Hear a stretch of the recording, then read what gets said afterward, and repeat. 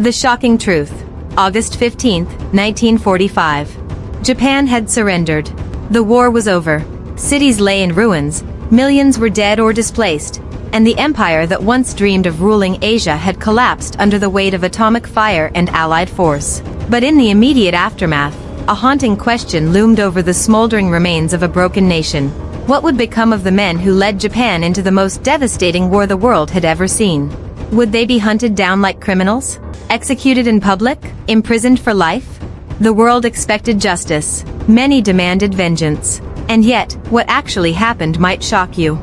Some of Japan's top military and political leaders were indeed arrested, tried, convicted, and executed. But many others, surprisingly, were not. In fact, some were quietly allowed to remain in power. Others escaped justice entirely, and a few even rose to become powerful figures in Japan's peaceful post-war rebirth. This is the story of what really happened to Japan's wartime leaders after the guns went silent.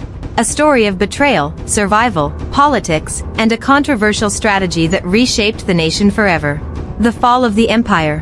When Japan surrendered, the Allies, led by the United States, occupied the country under the command of General Douglas MacArthur. The Japanese military regime had ruled with an iron grip, promoting imperial expansion, nationalism, and brutal warfare across the Pacific.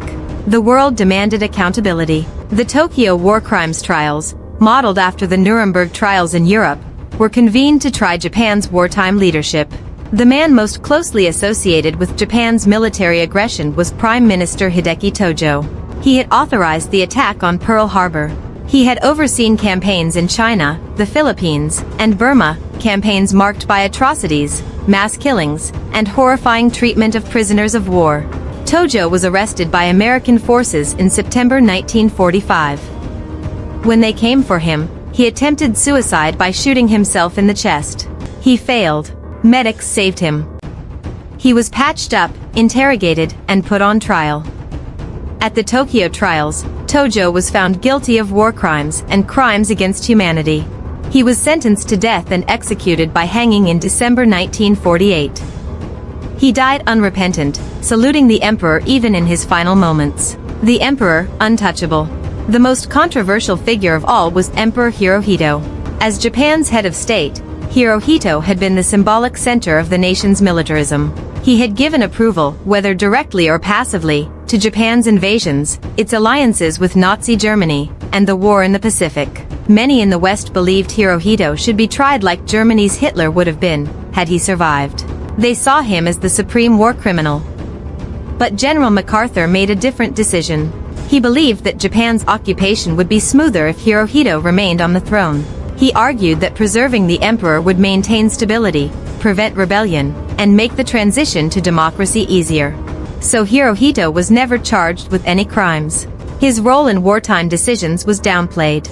Witnesses who could implicate him were silenced or ignored. Instead of being tried, he was recast as a peaceful figurehead. He publicly renounced his divine status and became a constitutional monarch, a powerless symbol in a newly democratic Japan. To the outrage of many victims across Asia, Hirohito lived the rest of his life in quiet dignity, dying peacefully in 1989. The trials, justice or theater. The Tokyo trials, formerly known as the International Military Tribunal for the Far East, tried 28 major Japanese leaders. Only 7 were sentenced to death. 16 received life imprisonment. Others received lighter sentences or were acquitted. But those tried were just a fraction of Japan's war leadership. Many top bureaucrats, industrialists, and military officers were never prosecuted. Some who were convicted were quietly released within a few years. Why? Because by the late 1940s, the world was changing. The Cold War had begun. The US and its allies feared the rise of communism in Asia. And in their eyes, rebuilding Japan as a strong, capitalist ally became more important than punishing its past. So the focus shifted from retribution to reconstruction. The businessmen who returned to power.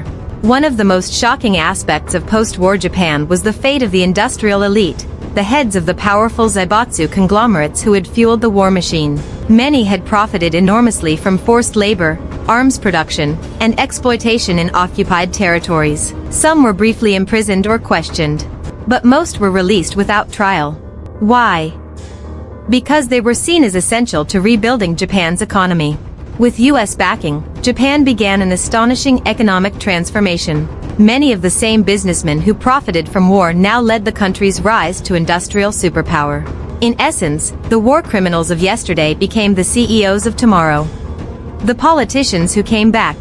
Even more astonishing is that several political figures who served under Tojo or supported the war effort later returned to office in post-war Japan. Perhaps the most infamous example, Nobisuke Kishi. Kishi had served as a high-ranking official in Manchukuo, Japan's puppet state in China. He was deeply involved in the exploitation and brutalization of Chinese civilians and prisoners. During the war, he served as Minister of Commerce and Industry, directly helping run Japan's war economy. He was arrested after the war and labeled a class A war crimes suspect. But he was never tried. By 1948, he was released. A decade later, he became Prime Minister of Japan. The man once jailed for war crimes now stood as the democratic leader of a US-aligned Japan. This wasn't an isolated case. Dozens of mid-level bureaucrats, military officers, and ultranationalists reinvented themselves as post-war Democrats, many with US support. The goal? Prevent Japan from drifting into communism. Why it happened? The shocking truth is that Japan's post-war leadership wasn't erased, it was recycled. General MacArthur and the US decided that punishing every war criminal would destabilize Japan, fuel resentment, and invite chaos. Instead, they prioritized rebuilding the country, stabilizing the region, and creating a bulwark against Soviet influence. To achieve that, they needed Japan's experienced administrators, industrialists, and politicians, even if those same people had helped lead the nation into war. It was a cold, strategic calculation, one that sacrificed justice for pragmatism. The legacy. Today, this decision still echoes. Japan became a pacifist nation, renouncing war in its constitution. Its economy boomed. Its political system democratized. But the ghosts of the past remain.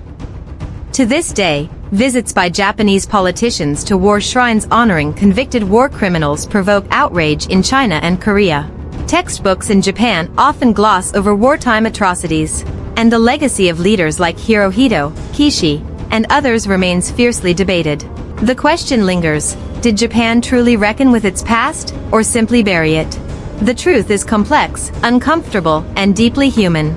After World War II, many expected punishment, reckoning, and justice. But what followed was something else entirely, a reinvention, carefully crafted in the shadows of war, guided by realpolitik rather than morality. And so, the story of Japan's post-war leaders is not one of simple justice, but of power, strategy, and the world's willingness to compromise with evil for the promise of peace.